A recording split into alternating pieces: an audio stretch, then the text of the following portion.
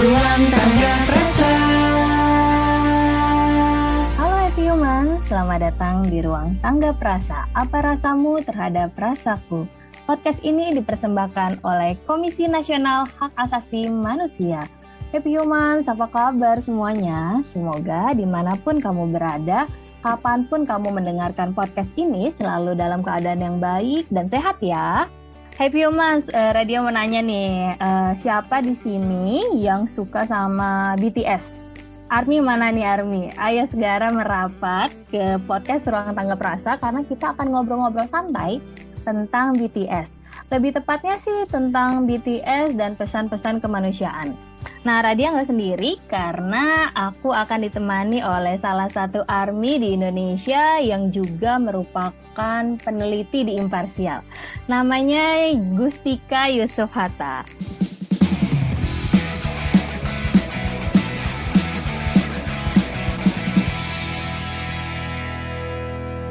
Oke Happy Humans, tadi kan di opening Radio udah bilang kalau kita akan ditemani oleh tamu Ruang Tangga Prasa, yaitu ARMY-nya di Indonesia, salah satu ARMY Indonesia dan juga peneliti di Imparsial, Gustika Yusuf Hatta. Halo Gustika. Halo, apa kabar? Apa kabar? Sehat aku. Gimana Gustika, sehat?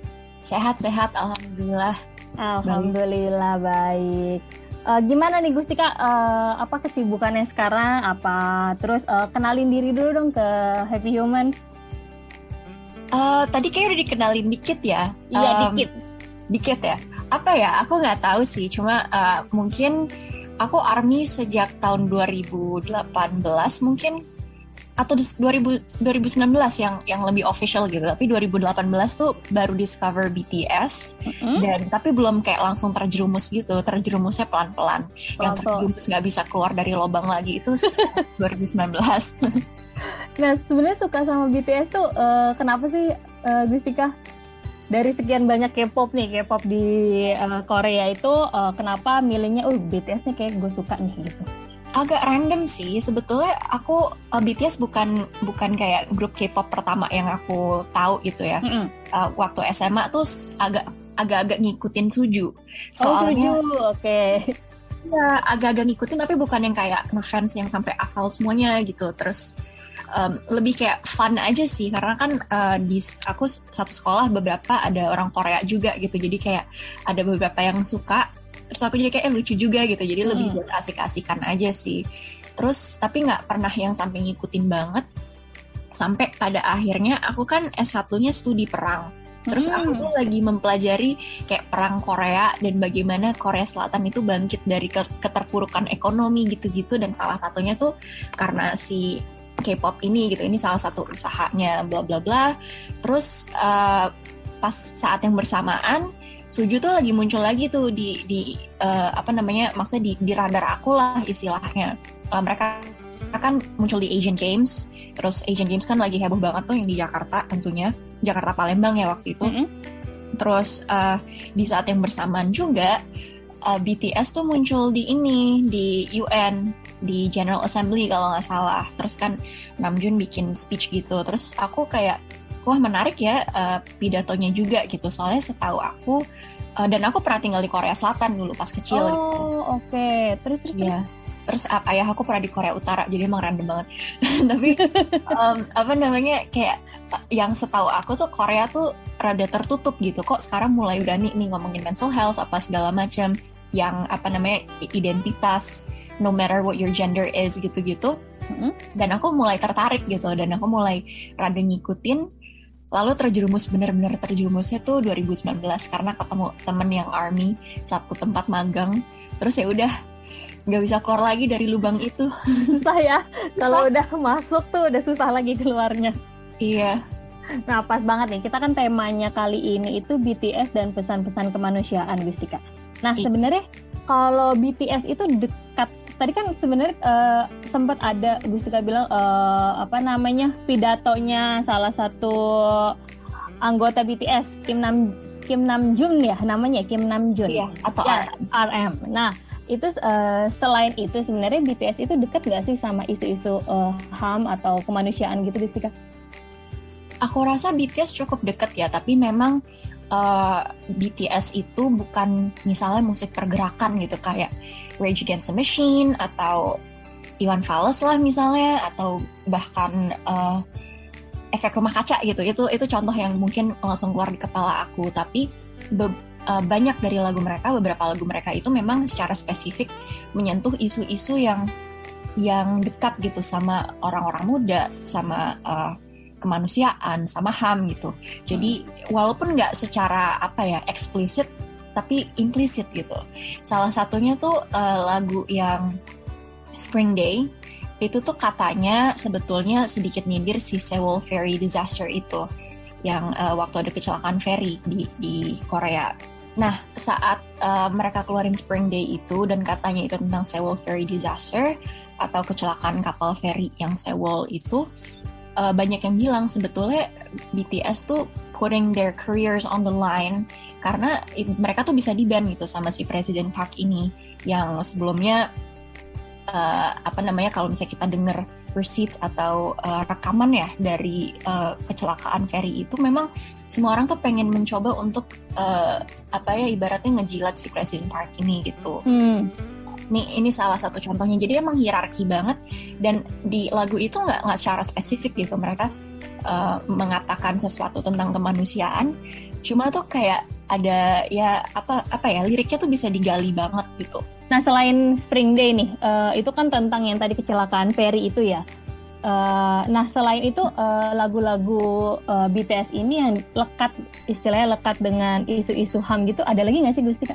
Iya, ada sih beberapa lagu BTS lain yang mungkin kembali lagi mereka tuh bukan musik gerakan yang secara eksplisit gitu, tapi lebih implisit gitu ya. Mungkin salah satunya Not Today, yang dia tuh lebih kayak, lagu yang tentang empowerment gitu ya, untuk for all the underdogs in the world gitu-gitu. Terus juga sebetulnya ada satu lagu yang lucu, 21st Century Girl. Jadi itu tuh lebih kayak, itu kayak lagu feminis gitu sih, tapi lebih kayak mereka encouraging ya, bilang aja kamu tuh kuat, kamu tuh cukup gitu. Jadi bukan sesuatu yang kayak misalnya perempuan harus gimana, tapi lebih encouraging gitu. Itu menarik dua mungkin ya. Terus yang lain secara individu gitu, sebetulnya mungkin karena bias aku Suga ya, bias aku tuh Minhyun. Oh, Suga. Dan aku tuh jadi suka banget sama dia gara-gara aku mendiscover bahwa sebelum dia debut, dia itu nulis lagu tentang Gwangju Uprising gitu. Walaupun aku nggak ngerti liriknya apa, tapi aku discover tentang demokrasi dan HAM itu di Korea, maksudnya yang pas mereka lagi reformasi gitu ya ibaratnya, itu dari Yoongi gitu. Karena itu bukan sesuatu yang misalnya diajarin di pelajaran aku gitu di kuliah waktu itu. Karena waktu kuliah kan memang lebih ke perangnya aja gitu, tapi bukan yang terjadi setelahnya atau itu kan lebih ke politik ya, politik internal gitu. Jadi menurut aku itu menarik banget, dan aku ngerasa BTS membersnya secara individu memang punya value ke situ, punya punya pandangan lah gitu tentang hal-hal kemanusiaan dan HAM. Oke, tadi Suga ya, Gustika, tentang isu yang di Gwangju itu kan ya. Ya itu sebelum Suga debut di BTS ya berarti ya? Iya. Oke, berarti sebelum dia menjadi anggota di BTS itu Suga itu udah sempat bikin lagu dulu ya? Iya, udah sempat. Betul. Oke. Nah, kalau selain Suga nih, Gustika, members BTS lainnya tuh yang sering itu mengkampanyekan isu-isu HAM gitu, siapa lagi sih Gustika? Terus biasanya tuh isu-isunya tentang apa yang diangkat? Kalau kampanye terang-terangan gitu ya, aku kayaknya nggak gitu. Kayak kembali lagi mereka tuh lebih kayak implisit gitu. Tapi misalnya Jimin tuh juga pernah dilihat gitu, di spot gitu sama orang pakai baju yang mendukung istilah comfort women di Korea Selatan. jadi korban perang Jepang itu, perempuan-perempuan yang mereka diperbudak secara seksual pas zaman perang. Ada satu organisasi yang ngeluarin kayak clothing line gitu dan mereka pakai gitu si Jimin tuh sempat pakai. Kalau nggak salah Taehyung juga sempat pakai. Cuma waktu itu heboh di Jimin kalau nggak salah. Aku samar-samar nih inget ya. Cuma aku tahu mereka support brand ini yang aku lupa juga gitu. Dan mereka juga ngeluarin gelang dan Yoongi juga pakai gelang itu kalau nggak salah. Jadi sempat di spot gitu sama orang-orang. Dan kayaknya tuh juga sempat ini ya pemerintah Jepang tuh sensitif sama mereka pakai baju itu. Sampai gitu ya. Iya. Karena kan isu isu perbudakan seksual di Korea Selatan, di Asia Tenggara dengan Jepang gitu, itu masih isu yang sensitif banget kan sebetulnya. Iya. Bukan sensitif sih istilahnya, sensitif tuh kayaknya it's like sanitizing the issue nggak sih? Tapi sesuatu yang Jepang tuh sampai sekarang masih nggak mau secara legowo mengakui kesalahan gitu loh. Makanya sensitif bagi mereka, tapi realita bagi orang-orang yang menjadi korbannya. Aku kurang ngerti deh bahasa yang enak gimana. Tadi udah enak kok Gustika. Okay. Nah, Gustika nih, terkait isu-isu yang berkembang tentang ARMY Indonesia, sebenarnya ada banyak berita baik yang muncul dari ARMY untuk kemanusiaan nih. Galang dana untuk kemanusiaan, pesan karya dari pekerja-pekerja kreatif yang terdampak pandemi dan lain-lain sebagainya. Nah, modal sosial apa sih yang sebenarnya dimiliki ARMY? Nah, terus kalau untuk nilai-nilai yang ditanamkan oleh BTS sendiri nih untuk ARMY tuh ada nggak sih, Gustika? Yang pertama mungkin terkait ARMY sendiri ya. ARMY sendiri, misalnya aku pun bicara di sini, aku nggak mewakili ARMY Indonesia gitu. Karena ARMY itu lebih ke individunya menurut aku. Dan pada akhirnya mereka menemukan titik temu atau istilahnya kayak similarity atau kesamaan yang adalah mereka tuh ARMY gitu. Jadi kayak mungkin fans sepak bola gitu ya.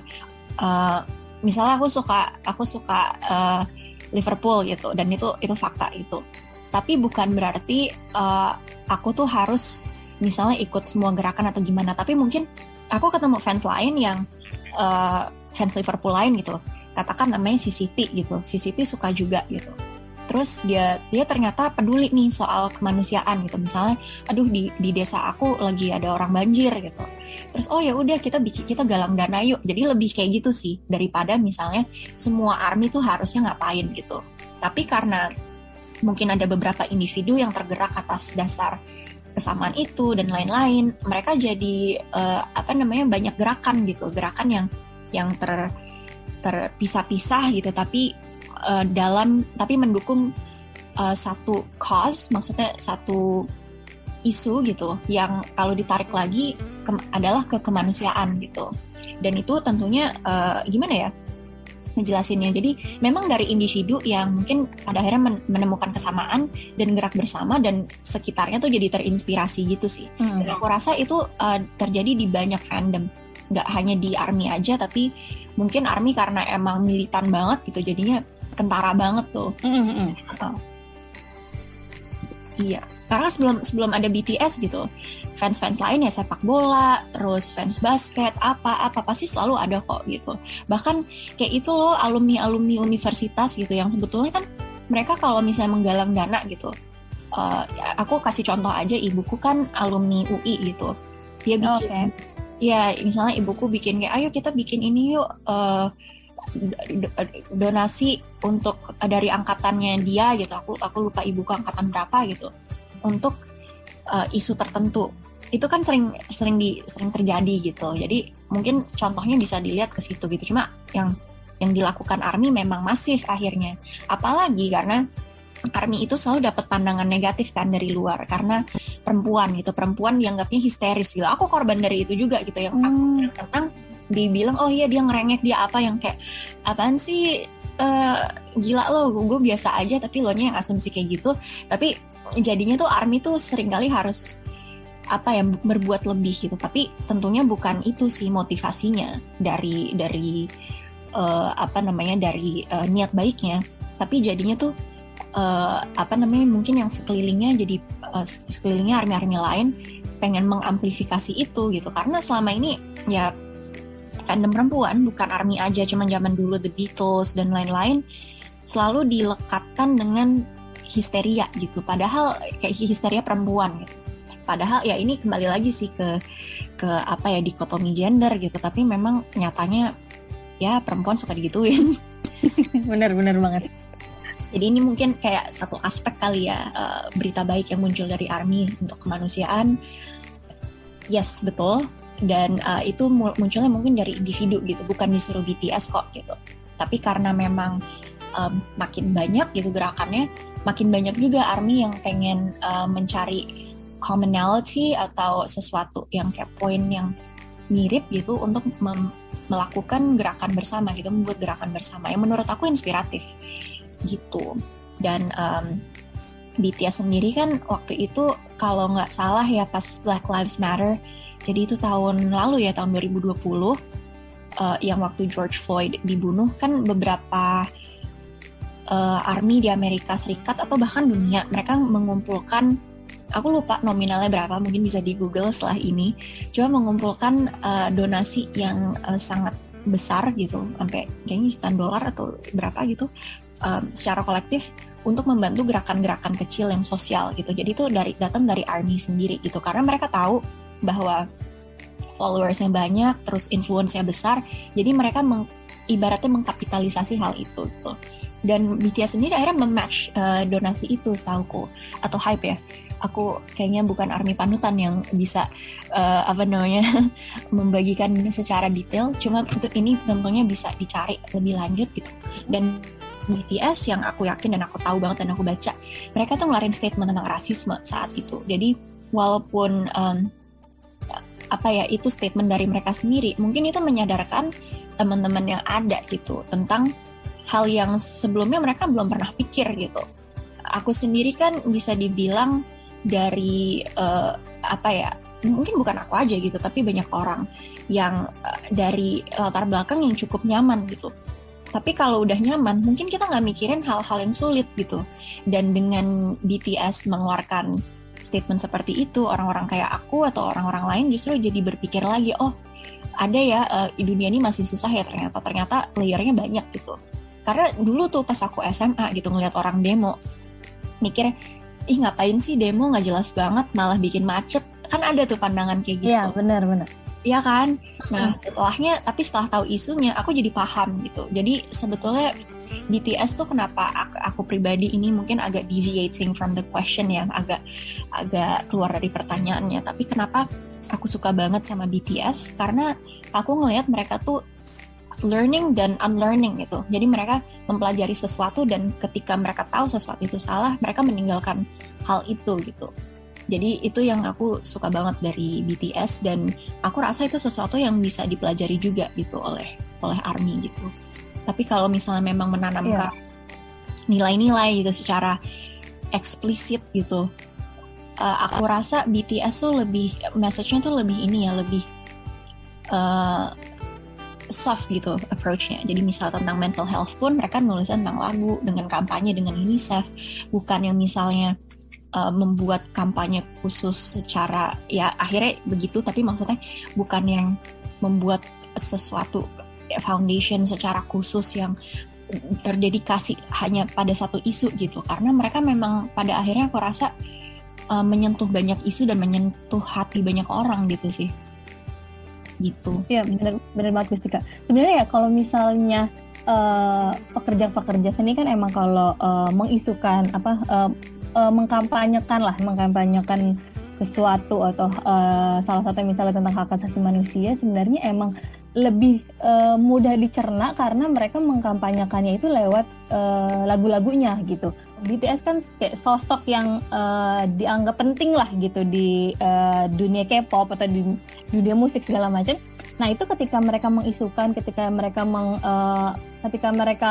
membawa satu isu ke lagunya itu secara halus yang tadi Gustika bilang, mereka tuh emang nggak langsung mengkampanyekan seperti band-band lain misalnya kayak gitu di luar sana nanti, tapi mereka tuh mengisukannya secara halus, secara seperti ini loh, ada loh isu seperti ini yang masih masih menjadi PR untuk dunia misalnya kayak gitu, itu sebenarnya lebih gampang untuk dicerna oleh ARMY gitu kan. Dan sekarang kan juga kalau yang aku tangkap, orang-orang yang pencinta musik, terus khususnya K-pop, mereka tuh lebih membaca mereka tuh memahami, mereka tuh mendalami sebenarnya itu liriknya tuh tentang apa sih, apa kayak gitu. Ketika dia isunya itu ditampilkan atau dibawa menjadi sebuah lagu yang menarik, itu lebih gampang untuk dicerna, lebih gampang untuk dipahami oleh ARMY itu sendiri atau fandom lainnya gitu di luar sana.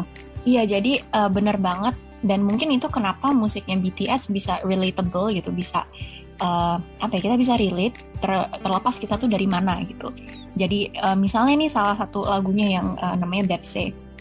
Bepse itu tuh sebetulnya lebih mengkritik pandangan bahwa gini, aku gimana ya ngejelasinnya. Jadi Bepse itu tuh kayak burung kecil yang kakinya pendek. Terus ada satu lagi burung yang kakinya panjang gitu. Terus mereka mengatakan, kita nih burung Bepse yang kakinya pendek. Lo nyuruh kita lari-lari, tapi kaki lo tuh panjang. Lo tuh stork gitu. Stork tuh bahasa Indonesianya apa ya? Cuma aku baca ini kan translasinya, baca penerjemahannya. Cuma stork itu kalau misalnya di film-film kartun bule gitu yang suka ngebawa bayi di kain itu loh. Yang kalau di kartun-kartun. Jadi bisa dicari gitu, tapi intinya mereka tuh kakinya panjang. Jadi mereka tuh di lagu itu mereka tuh membicarakan tentang kesenjangan sosial, kesenjangan ekonomi gitu-gitu. Jadi kayak ya lo bilang kita suruh kerja keras, tapi lihat dong kesenjangannya begini gitu. Dan setelahnya BTS juga bilang, kita sekarang kayaknya lebih hati-hati deh menyebut diri kita sendiri sebagai Bepse, karena kita udah nggak di situ lagi. Kita udah jadi stork sekarang. Kayak kita mau ngapain aja tuh lebih mudah. Ini ada di salah satu interviewnya di majalahnya. Dan ini yang mungkin tadi aku katakan tentang learning dan unlearning gitu. Karena BTS sendiri kan member-membernya mungkin datangnya tuh dari middle class, lower middle class gitu-gitu sih. Jadinya mereka sadar gitu akan isu-isu itu. Tapi karena mereka sekarang juga udah ibaratnya di atas gitu, mereka nggak lupa gitu dengan hal-hal itu. Oke, menarik banget Gustika. Nah, sekarang nih sebenarnya kan ARMY itu banyak banget ya. Ada di seluruh dunia, khususnya di Indonesia juga banyak. Nah, tadi kan kalau Gustika bilang sebenarnya gerakan-gerakan yang dilakukan sama ARMY itu awalnya tuh munculnya dari diri dia sendiri, nggak ada yang kayak BTS menyuruh ini itu gitu, nggak ada. Nah sebenarnya kalau misalnya di Indonesia nih ARMY sebanyak mungkin udah ada ribuan gitu, ada nggak sih peluang yang bisa diambil dalam rangka pemajuan hak asasi manusia, Gustika?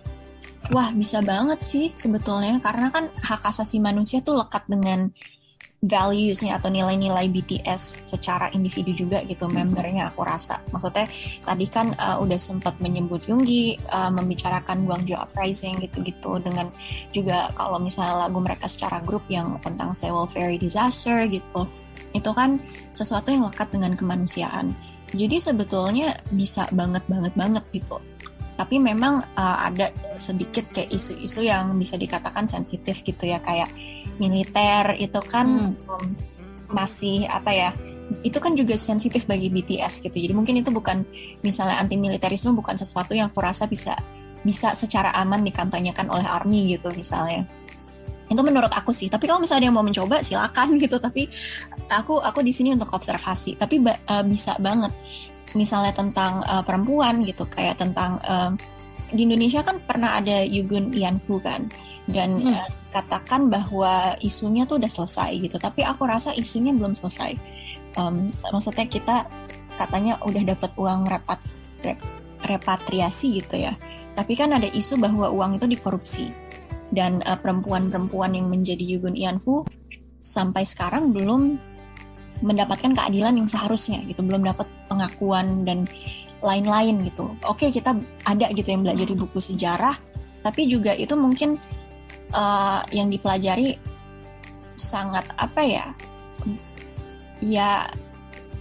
kayak oh ya mereka bagian dari perang titik gitu, tapi nggak mempelajari kayak luka dalamnya mereka gitu. Jadi mungkin itu sesuatu yang bisa gitu disupport oleh ARMY gitu. Jika ada individu ARMY yang ingin membuat sesuatu tentang itu, aku rasa itu sangat bersinggungan gitu dengan nilai-nilainya BTS gitu. Kayak yang aku bilang, mereka support organisasi, mereka mendukung organisasi yang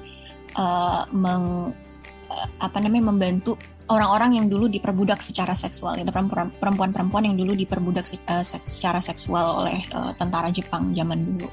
Jadi ini salah satu contohnya sih yang mungkin aku belum terlalu lihat di sini gitu, mungkin karena dianggap ini sebuah isu yang udah historis gitu, udah usang gitu. Tapi aku rasa masih bisa dinaikin lagi gitu, karena kita belajar banyak nggak sih tentang Yugun Ianto? Kayaknya nggak sama sekali kan? Nggak benar. Gitu. Ini salah satu sih. Nanti pasti ada yang ngomong, kenapa nggak Gustika aja yang bikin gitu kan? Iya benar, pasti ada aja yang bilang kenapa ya udah isunya Gustika aja deh yang iniin, yang peloporin lah istilah kayak gitu untuk dibahas. Iya, bisa sih. Tapi semua orang mungkin tahu batasannya gitu ya. Sekarang ini aja mau rekaman podcast dari minggu lalu kan. Tapi baru sempet sekarang. Kayak apa ya, kalau misalnya nggak bisa kasih 100% gitu, kayaknya agak sulit. Tapi kalau misalnya ada yang mau ngajak ya monggo ajak aja aku. Tapi memang kita ini butuh tenaga lebih dari satu orang, dan butuh orang yang mungkin aku nggak bisa bilang kalau aku tuh orang yang paling sadar gitu akan isu tersebut gitu. Tentunya aku butuh bantuan teman-teman lain gitu, teman-teman ARMY lain yang mungkin punya kepedulian yang sama. Dan itulah kenapa gerakan-gerakan itu terjadi gitu, karena kita tuh nggak bisa bergerak sendiri. Ketemu orang dengan common common understanding, common points, common issue gitu, kayak kesamaan tertentu, yaitu adalah identitas fandomnya ataukah universitasnya lah, kayak misalnya ibuku gitu atau siapa gitu. Dan dari situ bisa gerak bersama gitu. Itu sih sebetulnya intinya gitu. Jadi peluangnya banyak banget menurut aku, tapi memang ya ARMY kan terpencar di mana-mana ya. Ini bukan gerakan yang misalnya satu orang mendaftar kepada sebuah kayak fan club dan semuanya tuh ada satu orang yang ngatur gitu. Nggak gitu. Makanya isu fandom ini, gerakan dan lain-lain kompleks gitu. Jadi nggak bisa misalnya ada satu ARMY yang ngaco atau satu ARMY yang baik itu jadi kayak contoh bagi semuanya gitu, karena memang individu sih. Nah, Gustika terakhir nih, kalau nggak salah denger ya, BTS itu baru dapat paspor diplomatik dari Presiden Korea Selatan. Bener nggak sih Gustika? Iya betul. Nah itu kenapa sih, misalnya boleh nggak diceritain ke Happy Humans kenapa tiba-tiba misalnya BTS tuh dapat paspor itu? Iya, jadi BTS itu kan dijadikan youth envoy kan buat UNGA kalau nggak salah. Iya, aku gara-gara saking sibuknya 2 minggu ini, aku belum weekend sama sekali by the way minggu ini kerja terus. Itu aku nggak terlalu ngikutin secara detail title-nya, aku lupa. Cuma mereka tuh jadi youth envoy untuk culture dan apa gitu. Dan mereka akan ke UNGA, jadi mereka tuh jadi kayak utusan khusus presiden tuh istilahnya kalau dalam bahasa. Oh wow. Nah, mereka dikasih assignment tersebut karena katanya mereka itu sudah memberi impact yang besar gitu. Jadi Korea tuh bangga gitu atas achievements yang BTS punya, dan juga message yang positif gitu yang mereka sampaikan gitu. Jadi kalau misalnya lihat di sosmed gitu,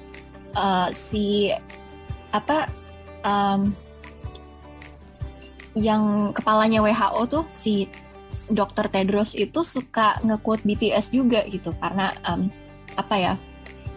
karena mereka tuh memberi influence positif sehingga fans-fansnya juga memberi sesuatu yang positif gitu. Dan gitu sih. Dan tentunya dengan paspor diplomatik harus ada tanggung jawab gitu, itu bukan sembarangan. Ya, soalnya kalau paspor diplomatik kan juga ada apa sih itu namanya, aku sampai lupa, cuma dulu aku tahu istilahnya, cuma kita tuh nggak bisa dipenjara gitu loh. Oh, sampai di level itu ya Gustika ya? Iya, jadi kalau misalnya kita di luar negeri nih terus kita melakukan kesalahan, kita harus diadilinya di Indonesia gitu. Itu kalau mereka harus diadilinya di Korea. Jadi ada diplomatic privileges gitu sih. Emang itu sebuah privilege, tapi dengan privilege tentunya ada tanggung jawab yang tidak boleh di-abuse gitu. Dan itu yang aku rasa di Indonesia masih sering dilakukan ketika punya privilege tersebut di-abuse gitu. Itu salah banget menurut aku. Dan semoga BTS bisa kasih contoh juga nih buat anak-anak berprivilege atau berprivilege di seluruh dunia gitu. Karena kan influence-nya memang besar sekali gitu. Mungkin nggak tahu deh. Amin banget. Karena kan itu juga tanggung jawabnya berat banget ya sebenarnya. Nggak cuma tanggung jawab dia ketika mereka dapetin paspor diplomatik itu sebenarnya tanggung jawabnya yang harus dijaga gitu, harus bisa dijaga dan harus bisa menjadi contoh yang baik untuk para army di luar sana gitu ya. Nah, Gustika, harapan Gustika deh terakhir untuk ARMY di Indonesia apa sih Gustika? Aku kayaknya nggak ada harapan yang kayak mau mereka bikin gerakan atau gimana. But I hope everyone is happy gitu. Aku harap semua ARMY di Indonesia adalah happy humans gitu. Jadi mereka happy, mereka bisa melakukan apa yang mereka mau, mereka memiliki kebebasan untuk membuat pilihan hidup. Itu aja sih yang aku harapkan gitu. Dan tentunya hal-hal itu tidak akan tercapai tanpa hak asasi manusia ditegakkan dulu gitu dan dipenuhi oleh negara. Tapi jadi mungkin itu lebih harapan ke negara juga ya jatuhnya. Tapi tentunya dengan berharap kepada negara, aku tahu harapan aku untuk ARMY di Indonesia bahagia secara individu bisa tercapai gitu sih. Oke, Gustika, yang penting ARMY di luar sana semuanya itu happy, mereka bisa melakukan segala aktivitas yang mereka sukai gitu kan Gustika.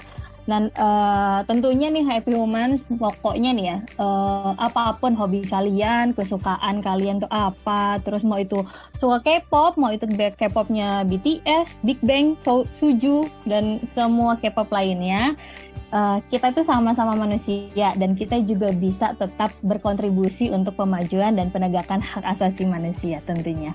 Makasih banyak Gustika udah jadi narasumber kita di podcast kali ini.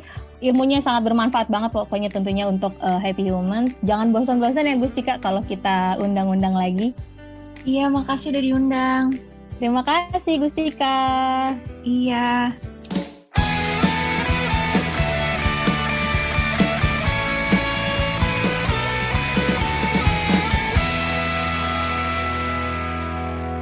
Happy Humans, makasih banyak udah dengerin Ruang Tanggap Rasa kali ini. Nah, Happy Humans kalau punya saran, masukan, pokoknya feedback dari Happy Humans untuk Ruang Tanggap Rasa bisa langsung kirimin ya ke email kami ke tanggaprasa@komnasham.go.id. Nah, Happy Humans juga jangan lupa untuk ikutin media sosial kita, ada di Instagram @komnas.ham. Terus kita juga ada Twitter @komnasham, Facebook juga kita ada, Facebooknya Komnas HAM, YouTube channelnya itu Komnas HAM Channel, dan kita juga udah aktif di live chat di websitenya tanggaprasa.id. Setiap jam 1 sampai jam 3 sore waktu Indonesia bagian Barat di setiap Senin dan Jumat sampai Jumat ya teman-teman. Happy Human, sampai jumpa di Rabu depan ya, pukul 16.00 waktu Indonesia bagian Barat di Ruang Tanggap Rasa berikutnya. Bye-bye.